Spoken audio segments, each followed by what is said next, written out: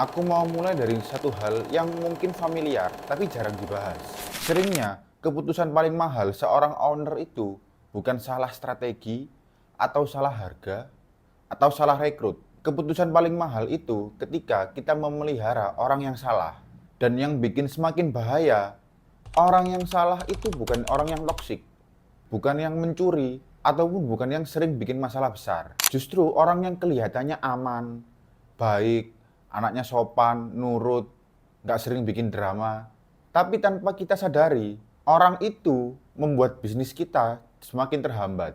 Dan karena dia baik, kita jadi semakin susah untuk mengambil keputusan. Kalau terlalu tegas, kita ngerasanya kita jahat. Dan kalau kita pecat, kita ngerasanya kita nggak manusiawi. Padahal di bisnis itu, keputusan kita itu nggak cuma ngaruh ke satu orang. Keputusan kita itu bakal ngaruhnya ke tim, ke cash flow, ke customer, ke orang-orang di sekitar kita, dan ke masa depan bisnis itu sendiri. Jadi video ini tuh nggak ngajarin untuk jadi jahat. Video ini tuh ngajarin untuk melihat dengan jernih, mana yang harus diselamatkan dan mana yang harus dilepas. Tanpa ada drama, tanpa marah-marah, tapi tetap tegas. Dan yang sering bikin makin berat itu, kita ngerasanya itu kita sedang menolong orang. Padahal sebenarnya kita tuh cuma lagi menunda keputusan yang seharusnya itu sudah diambil dari lama. Karena orang yang salah itu nggak selalu bikin masalah besar. Mereka itu bikin masalah kecil-kecil, tapi setiap hari. Dan masalah kecil yang diulang setiap hari itu lebih mahal daripada satu masalah besar yang kejadian cuma sekali. Mereka ini bikin kita terus-terusan untuk mengontrol, terus-terusan follow up. Dan nantinya kita bukan lagi mimpin bisnis, tapi kita jadi penjaga orang supaya kerjaannya jalan. Dan yang lebih parah, efeknya itu nggak cuma berhenti di kita ya. Tim-tim yang lain pasti nantinya akan ikut ketularan lambat. Orang-orang yang pinter nantinya akan ikut kesel. Dan kita baru nyadar pas semua sudah terasa berat. Padahal akar masalahnya itu cuma kita terlalu lama memelihara orang yang salah. Masalahnya gini, owner itu seringkali menilai orang itu dari satu hal. Dia baik atau enggak. Padahal baik itu nggak ada di KPI. Baik itu sebuah sifat, bukan merupakan output. Dan ini adalah jebakan yang sering kejadian di bisnis yang lagi tumbuh. Karena kalau orangnya itu toksik, kita kan langsung punya satu alasan untuk tegas ya. Tapi kalau orangnya baik, sopan, nurut, terus nggak pernah bikin kekacauan, kita jadi bingung. Jadinya kita ngerasa, masa iya aku keluarin? Padahal yang bikin kita rugi itu bukan cuma gaji yang kita bayarkan setiap bulan. Gaji itu kelihatan. Gaji itu angka yang bisa kita hitung. Sedangkan yang bikin mahal itu justru biaya yang nggak kelihatan. Yang kita bayarnya itu pakai waktu, pakai energi, dan pakai kecepatan. Aku kasih contoh yang simpel lah. Orang baik tapi lambat itu jarang banget bikin kesalahan besar. Mereka itu biasanya bikin hal-hal kecil yang bikin bisnis kita itu seret. Contohnya, kita tuh kasih tugas, dia jawabnya siap, tapi progresnya nggak kelihatan. Terus yang kedua itu kita tanya update, jawabannya panjang, lebar, tapi hasilnya nggak ada. Dan yang ketiga itu kita minta selesai hari ini, tapi jadinya besok. Besoknya jadi lusa. Dan ujungnya kita yang turun tangan. Karena kalau kita nunggu dia kelar, pasti kelamaan. Dan yang paling bikin kita nggak sadar itu, semua hal itu kelihatan normal. Karena apa? Karena nggak ada drama, nggak ada konflik. Tapi lambat. Kalau kalian tahu, lambat itu mahal. Karena bisnis itu hidup dari kecepatan saat mengambil keputusan dan kecepatan saat eksekusi. Satu hari lambat di internal, efeknya sampai 1 minggu bisa kita telat di hasil. Yang lebih parah, orang baik tapi lambat itu bikin kita masuk pola yang bikin capek banget. Contohnya itu kita kasih tugas, kita tungguin, kita cek, terus kita follow up, kita benerin, terus menerus kejadian lagi dan lagi. Dan kita akhirnya tugasnya bukan mimpin, tapi kita jadi penambah tenaga biar kerjaannya orang itu selesai. Dan dari hal itu sebenarnya kita itu rugi 2 kali. Rugi yang pertama itu kerjaan pasti jadi telat. Dan rugi kedua itu kita kehilangan waktu yang harusnya kita bisa pakai untuk hal-hal yang lebih penting. Karena setiap kali kita itu ikut ngerjain ya, berarti kita itu lagi ninggalin 10 hal lain yang lebih penting. Dan itu yang bikin owner itu ngerasa sibuk terus, tapi bisnisnya nggak lompat-lompat. Terus ada efek yang lebih halus lagi. Efek ke tim. Kalau di timmu itu ada orang yang lambat tapi aman-aman aja, Yang kejadian biasanya itu orang lain jadi ikut nunggu dan mereka bakal ngerem juga. Karena mereka itu tahu, percuma aku cepet kalau ujung-ujungnya nunggu dia. Dan yang kedua itu orang pinter jadi kesel, tapi dia memilih diam. Karena orang-orang pinter itu nggak suka ribut. Mereka tuh nggak suka drama. Yang mereka rasain itu tuh cuma kok di sini tuh lambat, tapi itu normal ya. Nah ini yang harus kita sadar. Orang baik tapi lambat itu bukan cuma perihal performanya dia. Dia itu bisa jadi batu kecil yang bikin roda bisnis kita ini berat untuk muter. Kita masih jalan, bisnis kita itu masih jalan.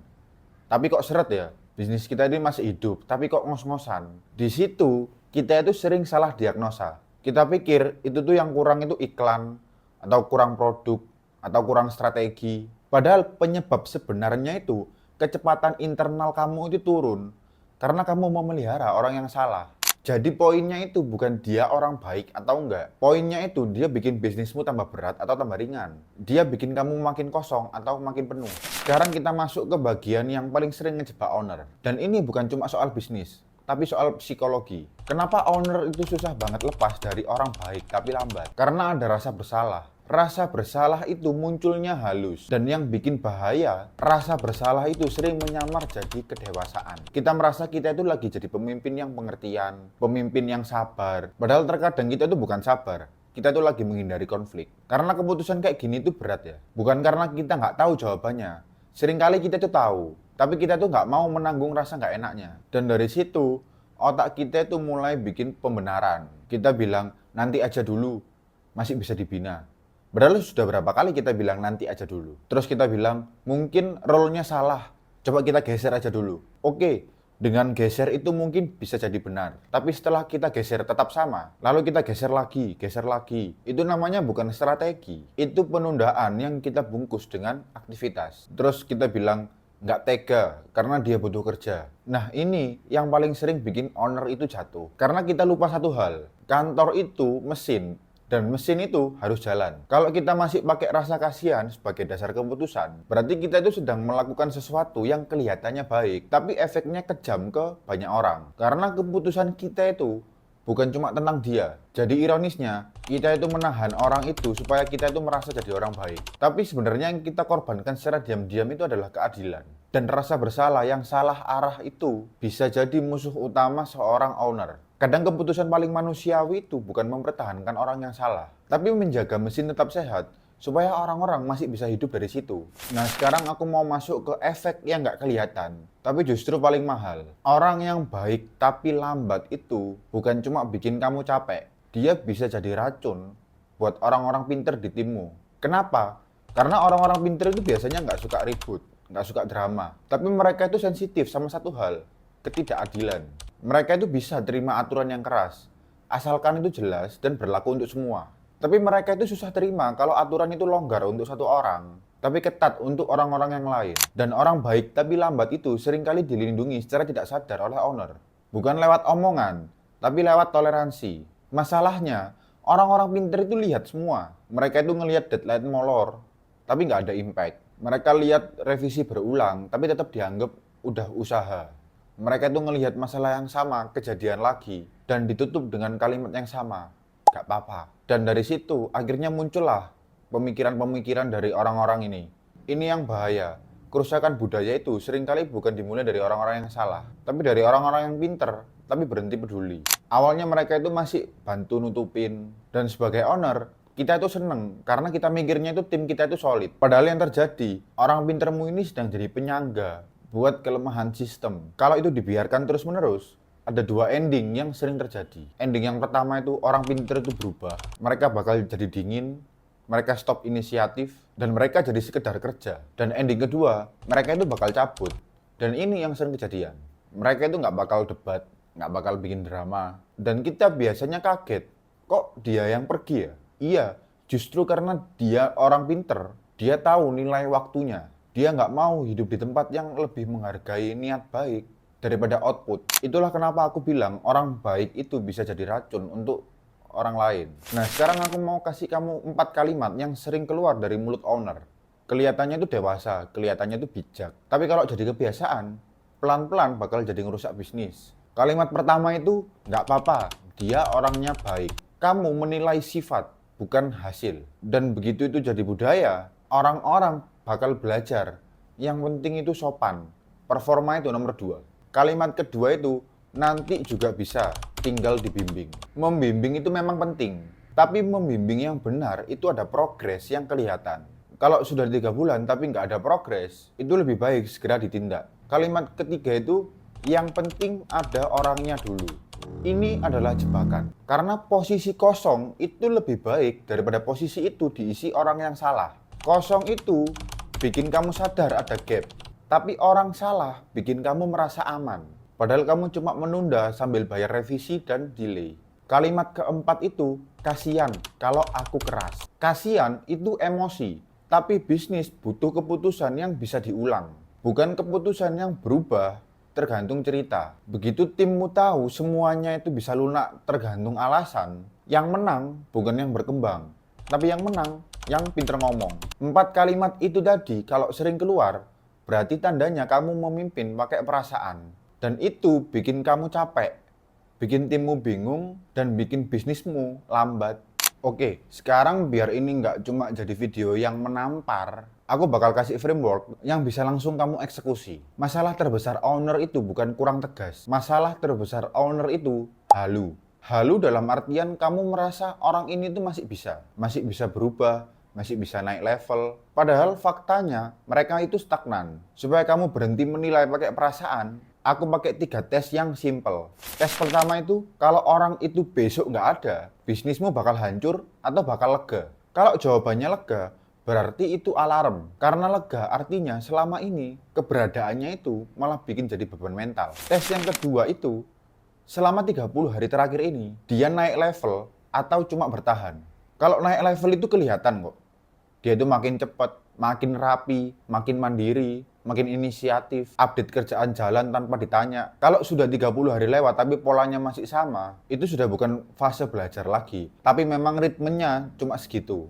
Tes ketiga itu, dia mengurangi bebanmu atau malah menambah. Karena orang yang tepat itu bakal bikin hidupmu lebih ringan. Orang yang salah bakal bikin hidupmu ngurusin hal-hal receh. Kayak follow up terus, ngejar-ngejar terus. Nah, 3 tes itu tadi bukan buat bikin kejam, tapi buat bikin owner itu nggak halu. Karena keputusan owner itu bukan soal aku suka dia atau enggak, tapi keputusan owner itu soal bisnis ini mau naik kelas atau tetap seret. Setelah pakai 3 tes tadi, biasanya itu lebih jelas. Ini orang masih bisa ditarik untuk naik atau memang bukan orang yang tepat. Tantangan terbesar dari seorang owner itu bukan saat menilai, tapi saat eksekusi. Karena banyak owner itu yang salah waktu eksekusi. Mereka itu menahan terlalu lama, dipendem terus. Lalu suatu hari mereka itu capek dan meledak. Akhirnya orangnya itu kaget, timmu juga ikut kaget, dan kamu akan terlihat jahat.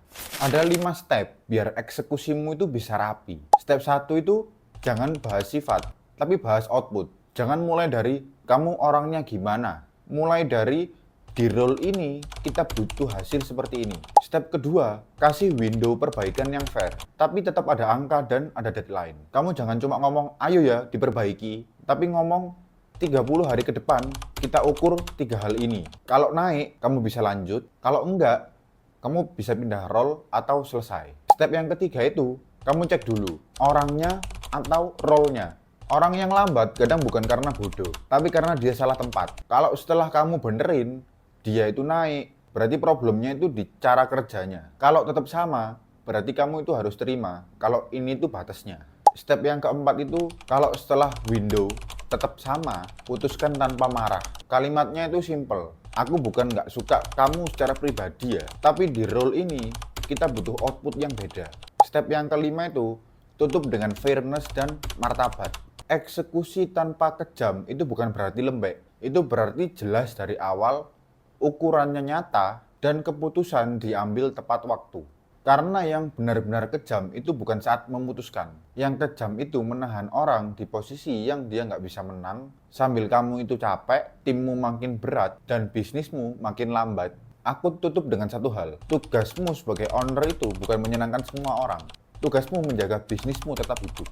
Karena kalau bisnis ini mati, yang kena bukan cuma satu orang, yang kena itu semua. Jadi jangan pernah menipu dirimu sendiri dengan kata baik. Baik itu penting sebagai manusia, tapi sebagai pemimpin, kamu harus adil. Dan keputusan yang adil itu berhenti memelihara orang yang salah, walaupun dia orangnya baik.